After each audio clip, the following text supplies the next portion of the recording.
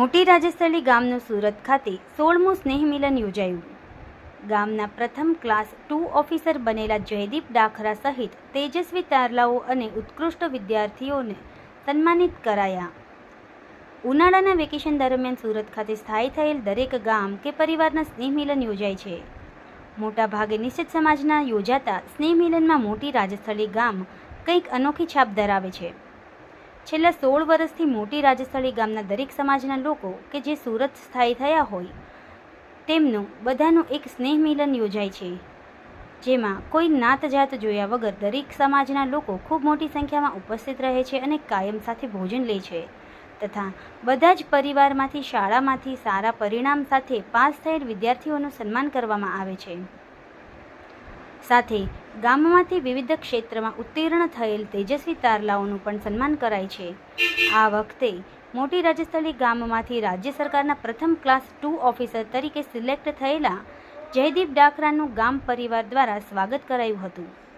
તો ગામના ઉભરતા વૈજ્ઞાનિક, ડૉક્ટર, શિક્ષક, સેનામાં ગયેલ જવાનોનું પણ સ્વાગત કરાયું હતું. તમામ ઇનામો સ્વર્ગીય રાજુભાઈ કાકડિયાના પરિવારના સૌજન્યથી અપાયા હતા. સ્નેહ મિલન સમારોહને સફળ બનાવવા મંડળના પ્રમુખ ભરતભાઈ દેસાઈ સાથે તેમની સમગ્ર ટીમ ખૂબ જહેમત ઉઠાવી છે. તો ગામના કામ માટે દાતાઓ પણ મન મૂકીને દાન આપે છે. કુલ મળીને ગામના વિકાસ અને ગામની એકતા માટે આ સ્નેહ મિલન ખૂબ જ મહત્વનું બની રહે છે. નાનુભાઈ ડાખરા, જેડી દેસાઈ, હસમુખભાઈ કાકડિયા, કેતનભાઈ, કનુભાઈ માંગુકિયા, લલિતભાઈ સુતરિયા, ગોવિંદભાઈ દેસાઈ, દીપકભાઈ ત્રિવેદી, હરીશભાઈ માંગુકિયા, જિગ્નેશ ચૌહાણ, વિનુભાઈ ચુડાસમા સહિત ખૂબ મોટી સંખ્યામાં આગેવાનોએ હાજર રહી પોતાની વાતો રજૂ કરી હતી. કાર્યક્રમનું સંચાલન ઘનશ્યામભાઈ નાગરીચિયાએ કર્યું હતું.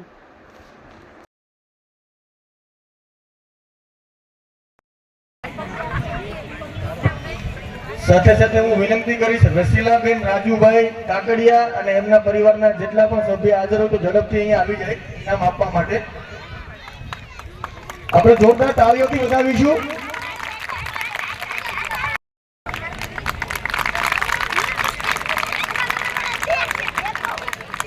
ઓકે. અને હું પણ ઘણાને ઓળખતો થયો, આમાંથી ઘણા મને ઓળખતા થયા. તો આમાં સંબંધ બંધાણો છે મારો પણ. આવી રીતે મારા જેવા ઘણા છે એનો સંબંધ આ રીતે બંધાય છે, ગામમાં લાગણી રહે છે. એટલે આ સ્નેહ મિલન ચાલુ રહે એવું આપણે સૌ પ્રયત્ન કરીએ. હવે વાત રહે હેલ્થની. તો હેલ્થ વિશે વાત કરું તો એકચ્યુઅલી હું તો એન્જિનિયર થયેલો છું. મારે એને હેલ્થને બીજું કંઈ લેવા દેવા ન હોય, પણ મારી જોડે કોઈ પ્રસંગ બનેલા છે. હું લગભગ 27 વર્ષ સુધી હાઈ બીપીનો પેશન્ટ રહેલો, જે મારી ઉંમર 26 વર્ષની હતી ત્યારે. તો ત્યારે હું પહેલે DNM-45 ડૉક્ટર લોકો અહીં હશે તો એ જાણતા હશે, એ ટેબ્લેટ લેતો. 11 ઓક્ટોબર 2020ને દિવસે મને યાદ છે, એક ડૉક્ટર જૈન છે અહીંયા, કિડનીના ડૉક્ટર છે, એમણે મને વાત કરી કે તમારી કિડની હવે 6 મહિનાની મહેમાન ગણાય. તો શા માટે? મારે કોઈ એવું વ્યસન નથી, હું એક સાદો ખોરાક લઉં છું, છતાં આમ કેમ? તો ડૉક્ટરને પછી મેં વાત કરી કે સાહેબ આ બધું જે તમે કહો છો 6 મહિનાની કિડનીમાં મારી ગ્રાહક છે, ક્રિએટિનિન મારું વધતું જાય છે, તો મારે શું કરવું? તો એક ઇન્જેક્શન આવે છે, કંઈક 80,000 કિલોનું છે, એ તમે લો, એ લેશો તો તમારી કિડની બચશે. તો સાહેબને મેં દલીલ કરી, મેં કીધું સાહેબ સિદ્ધાર્થ જૈન નામ છે, નામ ન દેવાય પણ છતાં દઉં છું. તો સાહેબ આ જે છે એ હું લઉં તો મારા મગજથી લઈ અને 78 ઓર્ગન્સ મારી બોડીમાં છે એને કોઈને કોઈ નુકસાન થાય. મગજને જો નુકસાન થાય તો મને ખાસ યાદ છે એ ફાઇલ ડૉક્ટરથી લઈ અને મેં એ ફાઇલ મારા અભરાઈ પર ચડાવી દીધી અને નક્કી કર્યું કે કિડની 6 મહિના પછી બગડવાની છે તો ભલે આજ બગડે. મેં આ અગાઉ જોકે બાય બ્લડ મારા પરદાદા નાજી દાદા આ ક્ષેત્રમાં હતા, એટલે કદાચ બાય બ્લડમાં મને એવું છે આવો શોખ કે મેં સુશ્રુત, રાવણશાસ્ત્ર, માધવ નિદાન, ભાવપ્રકાશ આ બધા પુસ્તકો ખરીદ્યા છે. રાવણશાસ્ત્ર એક મેં ખરીદ્યું છે, એ રાવણશાસ્ત્ર તો સમજો કે દુનિયાનો સૌથી મોટો વૈદ હતો. આપણે જેને વિલન કરીએ છીએ એનાથી મોટો વૈદ કોઈ છે નહીં. એ પુસ્તક મેં વાંચતો મને ખ્યાલ આવ્યો. એ પુસ્તક વાંચ્યા પછી તો મેં લગભગ 25 તો બુક લખી છે એના ઉપર હેલ્થ વિશે.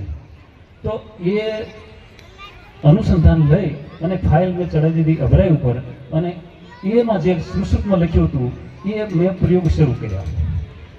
19 ઓક્ટોબર 2020 એટલે કે 8મે દિવસે મારું બ્લડ પ્રેશર ડાઉન થઈ ગયું અને મારી વાઈફ એમણે મને મોઢામાં ખાંડ આપી અને હું ઊભો થયો. ત્યારથી માંડીને આજ સુધીમાં મેં ક્યારેય બ્લડની હાઈ બીપીની ટેબ્લેટ લીધી નથી. અને 1 મહિનાની અંદર મારી કિડની 1.1 ક્રેટિન સાથે આજે પણ એકદમ હેલ્ધી છું. મારું 72 કિલો વજન જ્યારે એ વખતે હતું એ વજન ઘટીને 63 થયું છે અને આજે પણ 63-65 ની આસપાસ જ રહે છે. અને આજે મારા 60 વર્ષ 3 મહિના પછી પૂરા થશે અને હું મારી જાતને એકદમ હેલ્ધી સમજું છું. એ પછી તો મેં એવા પ્રયોગો કર્યા. એ સમય દરમિયાન કોરોનાનો કાળ આવ્યો અને કોરોના કાળમાં એ સુશ્રુતમાં તો લખેલું જ છે, પણ એને કોરોના વિશે નથી લખ્યું. એને એના રોગના એક વર્ણન કરેલું છે. એ વર્ણનના આધારે મેં 950 દર્દીઓ કોરોના પોઝિટિવને ઊભા કરેલા છે, જેને કહીએ કે ઓક્સિજન લેવલ 78 થયેલું છે. એને પણ અડધી કલાકની અંદર ઊભા કરેલા છે. 78 ઓક્સિજન હોય અને એને કુદરતી રીતે એ સુશ્રુતમાં કુદરતી રીતે જે ઓક્સિજન લેવલ કેમ વધારવું છે એ બધું આપેલું છે. અને આપણે એલોપેથીના માધ્યમ દ્વારા આગળ વધ્યા છે. હું કોઈ ડૉક્ટરના આમાં કોઈ માન ગવાય કે એવું તો નથી, પણ છતાં જે વસ્તુ એ લોકો ભણ્યા છે એના આધારે એ લોકો દવા કરે છે. તો એ એના ભણતરને આધારે કરે છે. હું એ એલોપેથી છે એ પણ બહુ સારો વિષય છે, પણ એના કરતાં હું એવું કહું કે તમે લોકો તમારા ડૉક્ટર જાતે બનો તો જ તમે રહી શકો. એવી આજની પરિસ્થિતિ છે. આજે તો હું મારે ઘણા બધા કોન્ફરન્સમાં જવાનું થતું હોય છે.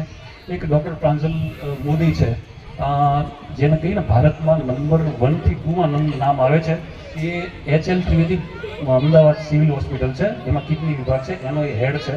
અને જ્યારે આપણે મનસુખ માંડવિયા સાહેબ પણ જ્યારે દિલ્હી કોઈ એવો કેસ હોય છે ત્યારે એને અહીંથી ત્યાં બોલાવે છે ઓપરેશન. એની જોડે મારી મુલાકાત થઈ હમણાં ગયા વીકમાં.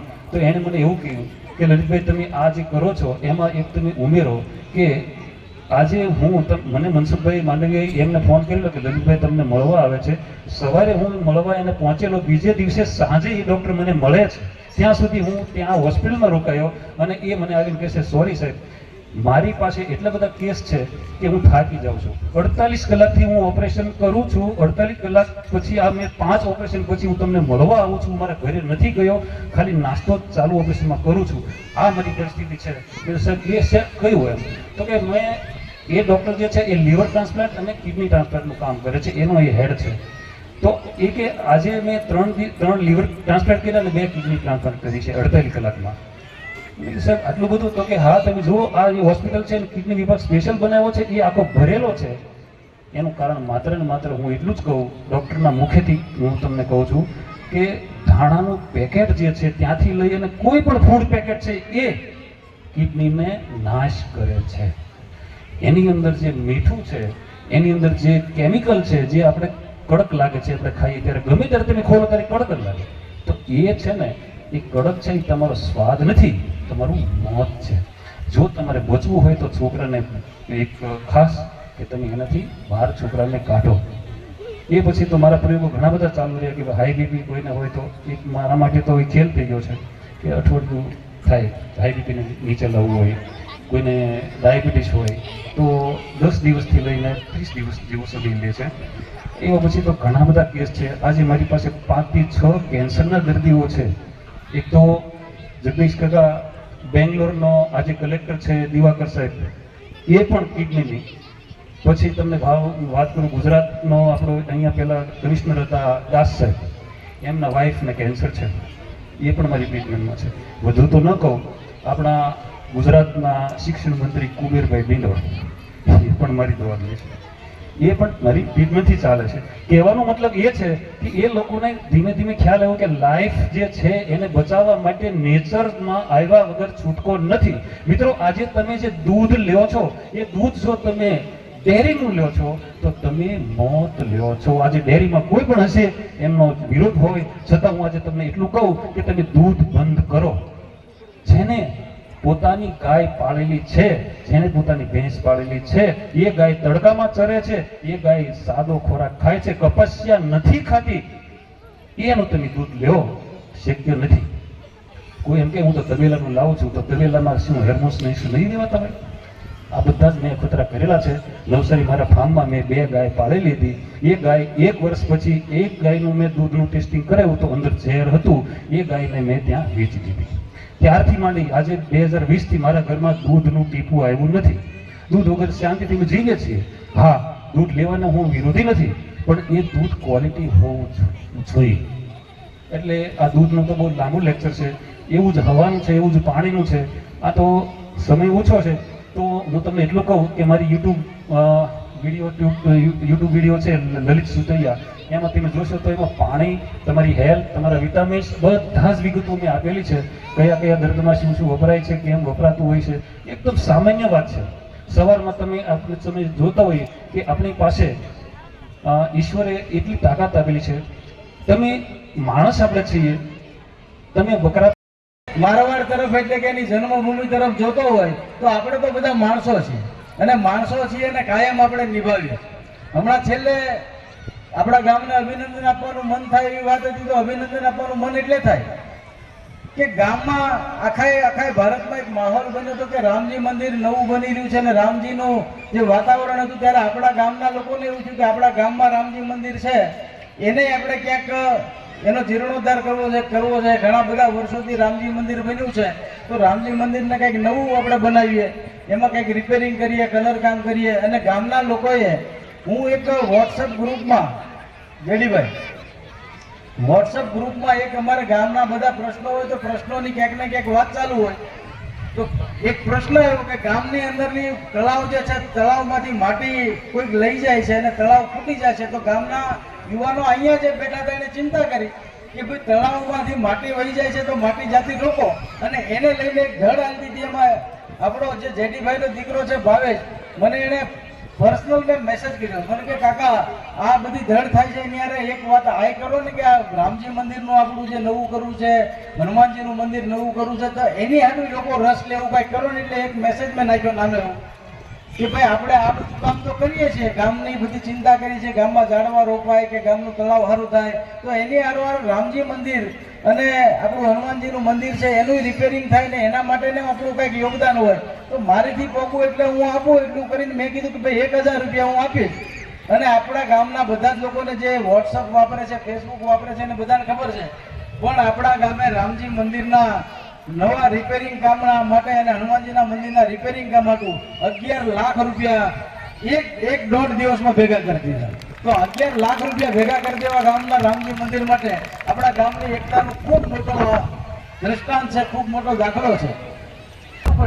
ક્યારેક વૃક્ષો વાવવા છે તો વૃક્ષો વાવવા હાટું ગામના લોકોએ આપણું જે યુવક મંડળ આવે છે, યુવક મંડળનો આપણો સિલસિલો છે બહુ બધા વર્ષો પહેલા કરમસિંહભાઈ બાબુભાઈ દેસાઈ આપણા સ્વર્ગસ્થ જે આપણી વચ્ચે નથી, એમણે એક યુવક મંડળ બનાવ્યું હતું, મને યાદ છે ત્યાં સુધી સુભાષ યુવક મંડળ ચાલુ હતું, અને કરમસિંહભાઈ સુભાષ યુવક મંડળ પછી મને આપી દીધું.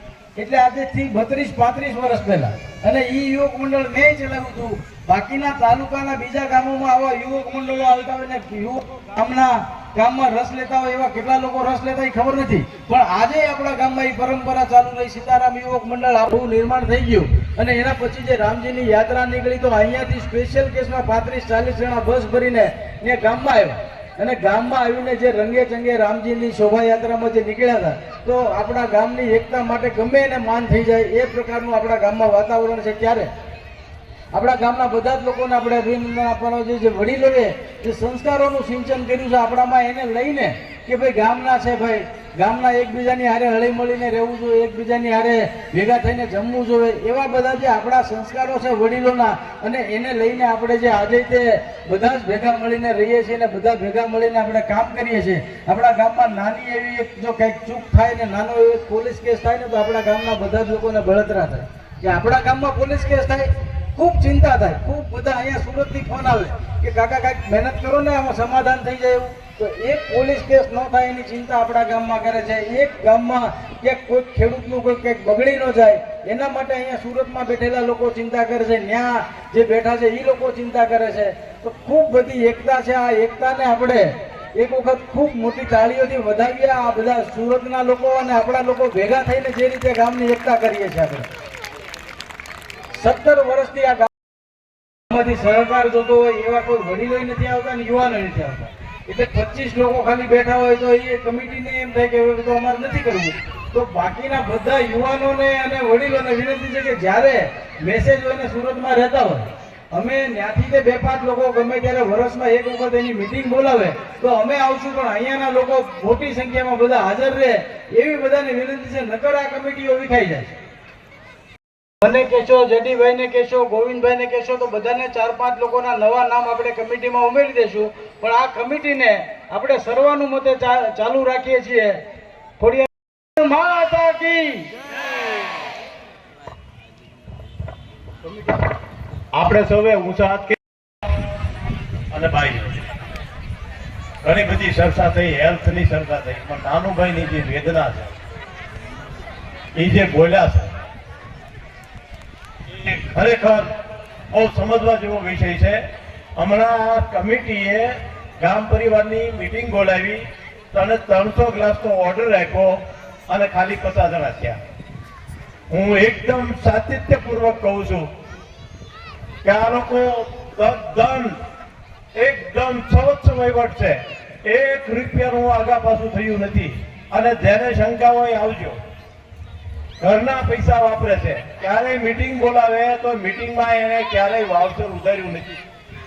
અને આ જ્યારે આપણા પરિવારની સ્થાપના થઈ તે બાબુભાઈ મંજીભાઈ ત્યાં મને મળ્યા. મને કે જડીભાઈ આ બધા ગામના સ્નેહ મિલનો થાય તો આપણે કરવું ન જોઈએ. મેં તો કરીએ. એટલે રવજી શેઠના ઘેરે 2 મીટિંગ બોલાવી. મેં હું પ્રમુખ નહીં થાઉં. રસિકભાઈ, ભીમજીભાઈ સુતરિયા અને બાબુભાઈ મંજીભાઈ કુકિયા એનો શુભ વિચાર અને સાર્થક કર્યો. અને એ વખતે એવું નક્કી થયેલું કે ભાઈ જે આ સ્નેહ મિલન નિમિત્તે જે કાંઈ આપણી આગળ ફંડ ભેગું થાય એ સ્નેહ મિલનમાં જ વાપરવું. હવે ગામમાં નાના મોટા કામો આવતા હોય તો બધાને દ્રષ્ટિ હોય કે સુરતવાળા આગળ પૈસા છે એ કેમ નથી મોકલતા, પણ એની સત્તા નથી. અને એ વાપરે તો કાલ બીજા એમ બોલશે તારા ગામ પરિવારના સ્નેહ મિલનના પૈસા હતા તમે ત્યાં વાપરી નાખ્યા. ભાઈ એને સમજો, એ પૈસા એની ભેગા કર્યા છે લાંબો સમય કોઈની આગળ હાથ લાંબો ન કરવો પડે એટલા માટે. ઘણા એમ કીધી કે પૈસા ખવાઈ ગયા. ઘણા કે 15મા સ્નેહ મિલનથી હું હિસાબ આપું છું. આગળનો હિસાબ બોલવા બેસવું તો બહુ સમય લાગે એમ છે. એટલે છેલ્લો 15મા સ્નેહ મિલન હતો આપણે ગયા વર્ષનો. એ હિસાબ છે 19,22,329 રૂપિયાની બેલેન્સ મારી પાસે હતી, મારે કમિટી પાસે. એમાંથી 3,26,757 રૂપિયા ગયા સ્નેહ મિલનનો આપણે ખર્ચ લાગ્યો છે. અને છેલ્લે આપણે 15,95,672 રૂપિયા અમારી પાસે બેલેન્સ વધી હતી ગયા વર્ષે. ત્યારબાદ જે એની પૈસા આપણા બેલેન્સ છે એ અમે વ્યાજે આપી છીએ. અને એ વ્યાજે આપી છીએ તો જે લઈ જાય છે જે વ્યક્તિ એ સિવાયના 2 જવાબદાર વ્યક્તિને એની સાઇન કરાવી છે, જેથી કરીને આપણે ક્યારેય ભવિષ્યમાં એ પૈસાનું જોખમ ઊભું ન થાય એટલી અમે તકેદારી રાખી છે. સુરત પરિવારના પ્રમુખ શ્રી ભરતભાઈ, સુરત કમિટીના સર્વે સભ્યો, શ્રી વિનુભાઈ ચુડાસમા અને આ સિવાય 5 માજી સરપંચ એવા અત્યારે મંચસ્થ ઉપર 5 આપણા ગામના માજી સરપંચ અહીંયા ઉપસ્થિત છે અને મંચસ્થ સર્વે મહાનુભાવો. બહુ મોટી આશાએ અમે જે રાજસ્થળી અહીંયા આવીએ છીએ દર વખતે. અને આ ભરતભાઈની ટીમે આ મોટી રાજસ્થળી ગામરૂપી ગંગાને એક છત નીચે જે હોય લાવવાનું કામ કર્યું છે ને એ આ કમિટીને આભારી છે. નકર આમાં આપણે કેટલાયને ઓળખતા નહોતા. સમાજ માટે, સત્યપૂર્ણ સમાચાર પ્રસારણ આપના મોબાઈલ પર તરત જ લાઈક કરો, શેર કરો અને સબસ્ક્રાઈબ પણ કરો. અને હા, ઘંટડી વગાડવાનું ન ભૂલશો. આભાર.